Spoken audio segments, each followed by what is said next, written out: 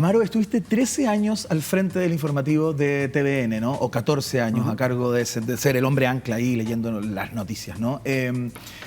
¿Echas de menos la televisión de primera línea? ¿Hay algo de lo que te permitía esa llegada, esa posición, que extrañes desde algún lugar en el día de hoy? ¿O te parece que está muy bien como fue, era el momento y muy feliz en el día de hoy haciendo tus proyectos personales y todo aquello? Las dos cosas. Estoy muy contento en términos de que creo que salí de la televisión en un momento en el que era oportuno hacerlo, porque creo que en general la televisión ha sufrido un descalabro, no solamente TVN, sino la televisión en general como industria. Y creo que además también se estaba enviciando los contenidos del noticiario. Cuando un noticiario es demasiado comercial y pierde sus brújulas en términos de los contenidos que divulga, yo no me siento cómodo y di un paso, ¿verdad?, al costado. ¿Habías dejado de estar cómodo con los contenidos, digamos? ¿Ya te empezó a molestar estas notas de relleno que le llamamos, ¿no? Que no tienen nada que ver con la contingencia. Que no tienen nada que ver y que creo que al final es cortoplacismo, porque al final lo que generas es ahuyentas a tu audiencia. Cuando tienes, yo creo mucho quizá en la vieja escuela de que si tú vas a dar noticias, da noticias y entrega las noticias duras, y puede que al principio tengas ese efecto de gente, ¿verdad?, que se espanta con ello porque quiere las notas un poquitito más frívolas, más triviales, las novias de los jugadores de fútbol, para mostrar, ¿verdad?, tetas, culos y todo lo demás, pero a la larga eres noticias, y si tú no dignificas lo que haces, nadie va a estar respetando tampoco tus contenidos, ni menos, ¿verdad?, tu espacio. Entonces, creo que sí, creo que el noticiario, efectivamente, los noticiarios iban desperfilando. Yo me siento más cómodo ahora, echo de menos a mis compañeros, echo de menos, por ejemplo, y lamento la muerte de Fidel Oyarzo, un gran compañero, y también de mis compañeros en el día a día, porque tenía una rutina de trabajo muy bonita. Yo llegaba temprano, a menudo, ¿verdad?, era productor de algunas de sus notas, deliberábamos por qué ángulos, qué contenidos. Me gusta ese trabajo de pauta, me encanta. ¿Llegabas temprano no teniendo que llegar temprano por contrato? ¿Llegabas más por tu propia voluntad? Llegaba a las 9 de la mañana. A las 9 de la mañana, pero leías la noticia a las 9 de la noche. Pero lo que pasa es que yo creo que se siente cuando efectivamente la persona está leyendo un prompter y punto, o cuando está mucho más empapada de los contenidos, y sobre todo, ¿verdad?, si estás trabajando con todo el cuerpo y el estamento de periodistas, estás codo a codo, estás en el fragor y estás básicamente ayudando a que la noticia... Entonces, cuando presentas la noticia, sabes también todo el trabajo que ha habido detrás, y es otra la inflexión de la voz, es otra la compostura, porque estás empapado, estás impregnado. Lo otro, pues me parece un poquitito frívolo, ¿no? Y la verdad es que yo estudié periodismo para sentirlo propiamente tal, para estar en terreno también. Me gusta mucho estar en terreno. Eso se echa de menos en ocasiones, pero lo cierto es que también estoy haciendo de aquello, porque en el tema ambiental estoy saliendo a terreno, estoy cubriendo estas noticias, pero muchas veces para afuera, ¿no? Para no noticiarios de afuera, pero sí contenidos televisivos, por ejemplo, para Netflix u otros, en investigaciones periodísticas, y me gusta. Pero echo de menos a mis amistades y esa a ese cosa cuerpo, gregaria, ¿verdad? ¿no? Sí, como del lote, esa pandilla. Totalmente, totalmente. ¿Y ves noticieros en el día de hoy? ¿Los ves? Fíjate que estoy viendo muy poco. Me llama y me desconcierta el hecho de que, habiendo sido una criatura que era protagonista en los noticiarios, no los estoy viendo. ¿Y no los ves porque te parece que la pauta se frivolizó ya de manera...? Estoy viéndolos muy poco, muy poco. Entonces, sí, hay un tema ahí donde tú te das cuenta de... Dios mío, cómo va disminuyendo efectivamente el arrastre que tiene la televisión, cómo tiene que empezar a redefinirse también la televisión en otros ámbitos, y te das cuenta de la fuerza descomunal que tiene una maquinaria como es Netflix. Netflix tiene un presupuesto anual de 10.000 millones de dólares para generar contenidos, ya sea teleseries, documentales, lo que sea. ¿Quién compite con eso? Nadie. ¿Y cuánta responsabilidad tienen todo esto, Amaro, quienes toman las decisiones? Los ejecutivos y las personas de la plana mayor de los canales. No para no personalizarlo en uno en particular, ¿no? Sino que en todos. Yo creo que mucha. Yo creo que efectivamente hay mucha. A mí me tocó asistir a pautas donde, por ejemplo, el tema del conflicto mapuche no se tocaba y la razón esgrimida, que me parecía impresentable, y efectivamente uno también argumentaba, pero era, no da rating. O sea, ¿de verdad vas a soslayar una temática importante a nivel nacional porque no da rating y vas a poner en vez de eso la ruta del completo. ¿Qué estamos haciendo? ¿En qué estamos? ¿Cuál es nuestro oficio? ¿Cuál es nuestra responsabilidad? Entonces, esos cuestionamientos son serios y yo creo que efectivamente Chile es maravilloso, pero hay algo que es, y lo vemos en muchos ámbitos, el mercantilismo, la cosa, ¿verdad?, comercial, cuando es grotesca y es exagerada, y cuando esto permea, por ejemplo, no solamente en el ámbito de la educación, puede permear también en un noticiario informa, pero también puede deformar. Y el prefijo lo es todo. Y cuando tú basureas los contenidos, al final lo que estás generando es un atontamiento progresivo de tu audiencia. Después no reclames si los contenidos siguen siendo pobres, porque fuiste responsable de efectivamente bajar esos parámetros. Es un círculo vicioso. Y es muy difícil, una vez que basureas, poder nuevamente elevar los parámetros de excelencia. ¿Y cuál crees, Amaro, que debiera ser el rol de la televisión pública, como TVN, un canal que tú conoces bien, en el potenciamiento y en la vuelta a poner en relevancia, digamos, lo que es importante, ¿no? ¿Cuál debiera ser el rol de la televisión pública para bajar, digamos, el ponderado de este atontamiento del que tú hablas, ¿no? Yo creo que esencialmente lo que tú insinúas en la pregunta, yo creo que el rol de la televisión pública es ser pública y en ese alcance puede tener fuentes de financiamiento, de aportes porque mucha gente piensa que la televisión pública la financia el Estado. No la financia el Estado. Claro. La televisión pública la financia justamente la publicidad. A partir de eso ya tienes un modelo que en parte está enviciado, pero puede sostenerse en el tiempo. Lo que ocurre básicamente es que cuando la televisión pública se distorsiona, empieza a ser muy ambiciosa y a competir comercialmente, ¿verdad?, con los otros canales, convirtiéndose en algo más comercial a veces, ahí se distorsiona completamente el propósito y el génesis de lo que tiene, ¿verdad?, una televisión pública. Yo creo que puede ser menos ambiciosa, pero mucho más fiel al sentido de lo público. Y la gente lo agradece porque lo que quiere, ante todo, ¿verdad?, es independencia en los contenidos. Los otros canales pueden tener efectivamente auspiciadores que puedan ejercer influencia y presión en sus contenidos. Pero cuando yo veo, por ejemplo, un modelo como la BBC, Claro. yo sé que hay independencia total. La hay con respecto al gobierno de turno, sea el que sea, y la hay también con respecto a los auspiciadores, porque no tienen esa contaminación cruzada. Claro. Y yo creo que TVN puede dar ese salto efectivamente más audaz. Financiarse, en parte, con contenidos de auspiciadores, pero no sacrificar y jactarse siempre de efectivamente esa integridad que tiene. Menos ambicioso, menos rating, pero ¿sabes qué? Solvencia, porque a la larga yo creo que eso tiene sus réditos. Hay que respetar los tiempos, hay que también tener sus duelos, procesos de exorcismo. Me tocó también, no solamente en guerra, en Juan Fernández, cuando murió Felipe Camiroaga y murió todo aquel equipo ejemplar de chilenos, no solamente de TVN. Resulta que con Felipe Cubillos también tenía una relación maravillosa, eran chilenos que yo admiraba de lleno. Cubrir aquello fue un acto de amor en el sentido de yo quiero dar lo mejor que sé hacer, que es periodismo, en el momento, ¿verdad?, de esta tragedia.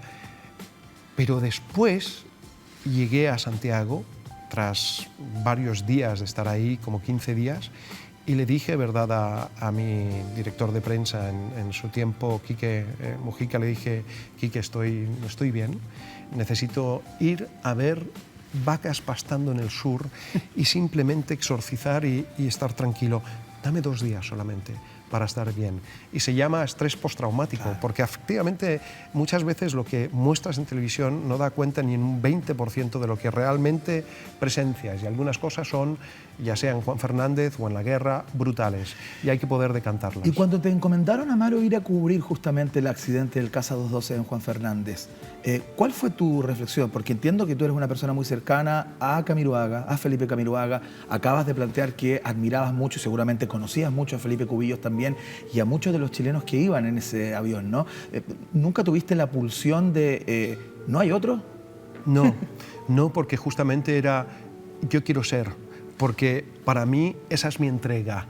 Para mí esa es mi gratitud hacia ellos, es mi gesto de cariño, es mostrarme lo más profesional que pueda en circunstancias muy delicadas y muy jodidas, pero ahí quiero estar.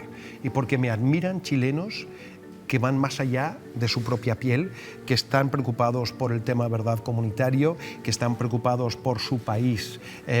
en un país muy yo-yo, como puede ser Chile, a mí, Felipe Camiroaga, por ejemplo, sí, estaba con un contrato, ¿verdad?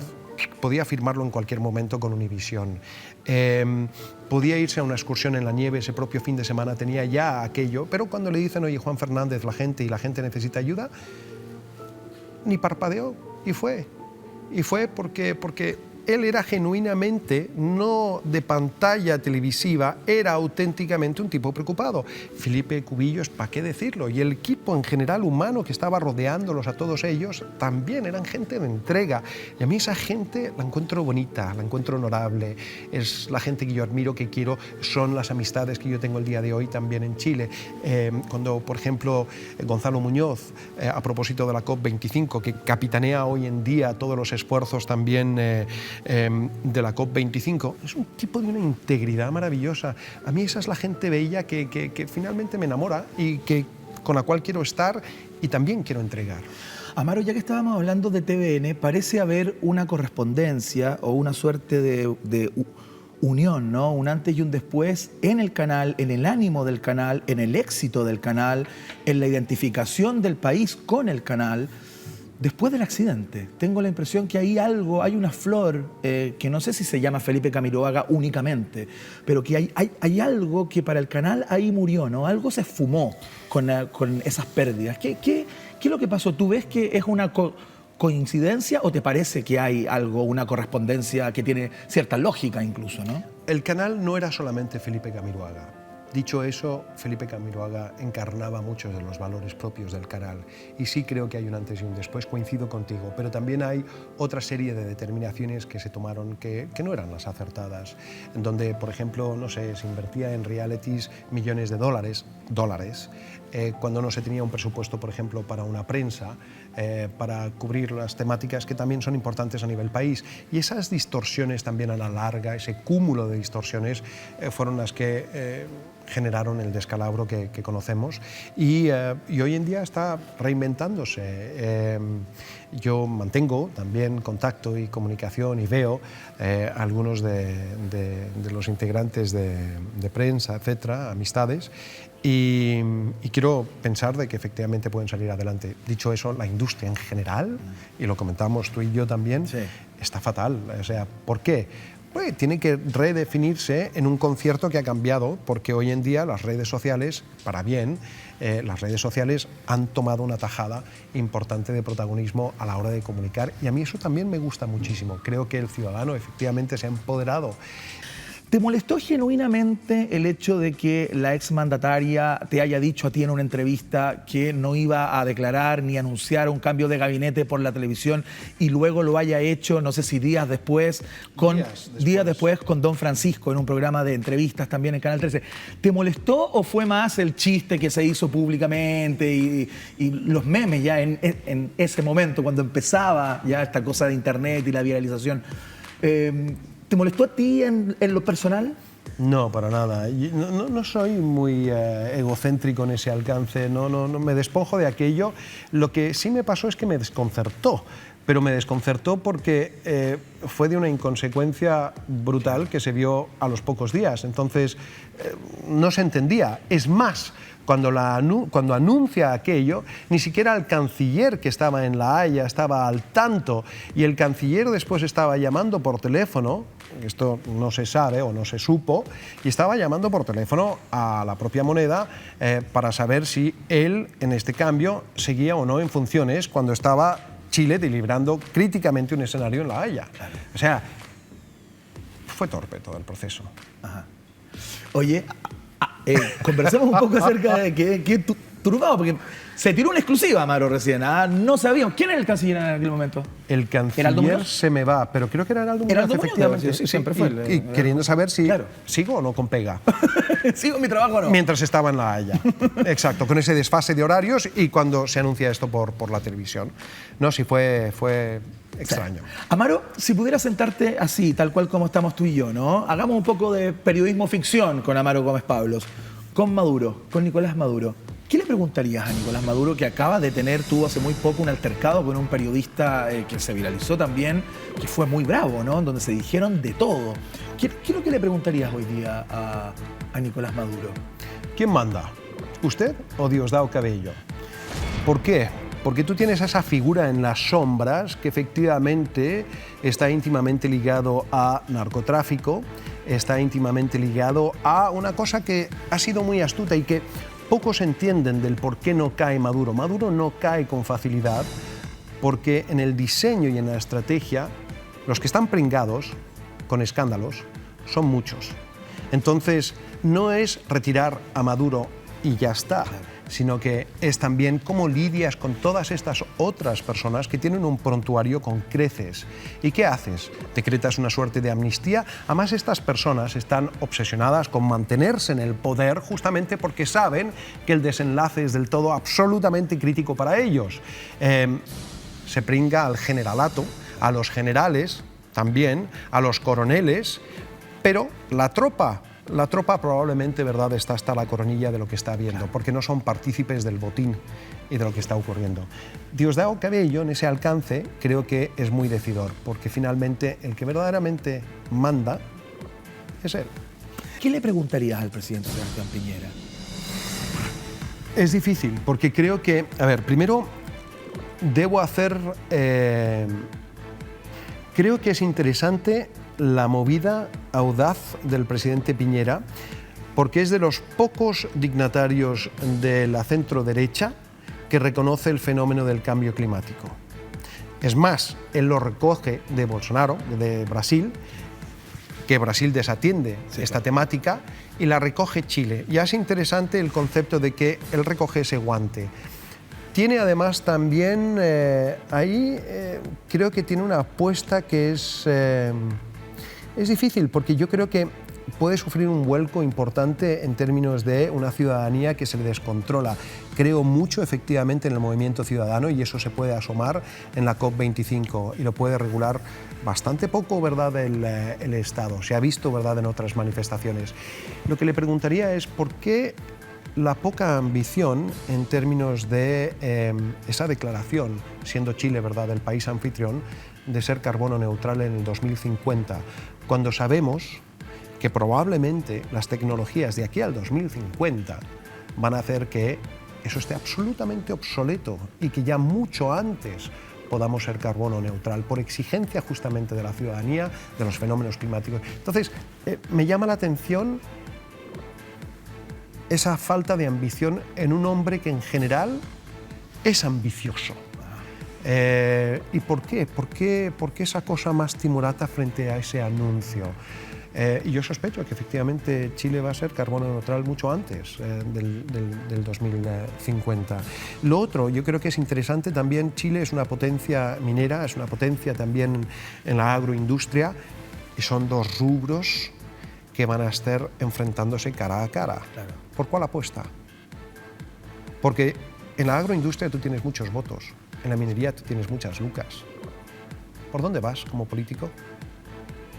Es una linda pregunta. Esa era la pregunta, me parece. Es una linda pregunta. También. Amaro Gómez Pablo haciendo política ficción esta noche en cadena nacional, señoras y señores. Este encuentro con Miguel Bosé en una discoteca hace algún tiempo atrás, entiendo bastante tiempo, me llamó la atención simplemente por lo anecdótico, ¿no? Fue aquí, al lado, estamos en Chucle Manzur, y esto fue en la OS. Ah, fue la OS. Así es. Fue acá. Sí, fue aquí. A ver, ¿y cómo fue eso? A propósito de que ha estado tan de moda Miguel Bosé, ¿no? Últimamente. Ha estado muy de moda, ha estado muy claro, contingente. claro. No, es una anécdota simpática, porque además entroncamos en una muy buena conversación. Ajá. Y es un hombre inteligente, al margen de que ahora pueda cabrear a cierta Sí, gente. por supuesto. Es un tipo, ¿verdad?, inteligente, es un tipo que tiene cultura, evidentemente. Y nada, y entroncamos en una muy buena conversación, animosamente. y bueno, y se dio que en un momento dado, pues me pregunta y me dice, yo estoy en tal y tal hotel, en tal y tal habitación. Y te voy a dejar abierto. Yo soy una persona sumamente abierta, no tengo rollos con el tema para nada, claro, de la homosexualidad. Dicho eso, me puse nervioso en su momento, era bastante más joven también. Ajá. Y entonces traslado lo que debiera ser, por último, su problema a un problema mío, para tratar de acomodarlo y acomodar la circunstancia. Empiezo a tartamudear y le digo, bueno, lo que pasa es que yo yo no soy gay. Y hasta ahí todo muy bien. ¿Ya? Pero la explicación que viene después es un poco patética, porque me desdoblé, Ya, me ya. miraba desde arriba Ya. y me decía, no puedo creer que estás diciendo esto. Bien. Y seguí diciendo, ahora, no descarto que el día de mañana lo pueda ser. Como para no incomodarlo, Exactamente. como para no aparecer discriminando, ¿no? Y remato diciendo, pero esta noche no lo soy. Y era como, Buenísimo. no, es decir, ese era un momento así como Hugh Grant. ¿Has visto el momento Claro, cuando Hugh Grant se pone, totalmente. sí, que es muy cordial y es muy Sí, amable, y pero entra en una torpeza, pero empieza sí. en una suerte de torpeza que dices, no puedo estar en estas. Ya. Y él fue muy cordial al decirme, bueno, yo quiero que sepas que a mí no me gustan las locas, me gustan los hombres, y todo bien.